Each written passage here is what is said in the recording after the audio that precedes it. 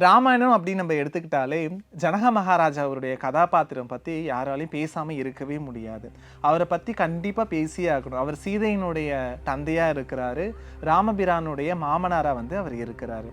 இந்த ஜனக மகாராஜா அப்படின்னு நம்ம சொல்கிறோம் இல்லையா, அவர் மிக ஒரு ராஜ ரிஷியாக அவர் கருதப்படுறாரு. ஜனக அப்படின்னாலே அவர் வந்து அசாதாரண முறையில் வந்து பிறந்ததாக கருதப்படுகிறது. இதுக்கு ஒரு கதை இருக்குது, அது என்ன நம்ம ஃபஸ்ட்டு பார்த்துடலாம். ஒரு முறை வந்து ஜனக மகாராஜையோடைய தந்தை நிமி சக்கரவர்த்தி அப்படின்னு சொல்லுவாங்க. அவரும் வசிஷ்டரும் வந்து என்ன பண்ணுறாங்கன்னா, இந்திரனுக்கு வந்து யாகம் நடத்த ஏற்பாடு செய்கிறாங்க. அந்த யாகத்தில் வந்து சின்ன ஒரு குளறுபடி ஏற்பட்டு இருவருக்கும் சண்டை ஏற்படுது. இப்படி இந்த சண்டையின் காரணமாக 2 பேரும் மாற்றி மாற்றி சாபம் விட்டுக்கிறாங்க. அந்த சாபத்தின் காரணமாக கடைசி என்ன ஆகுது, நிமி சக்கரவர்த்தி இறந்துடுறாரு. இறந்ததுக்கப்புறம் அவருடைய உடலை வந்து அந்த பூத உடலை வந்து அனைவரும் பாதுகாக்கிறாங்க.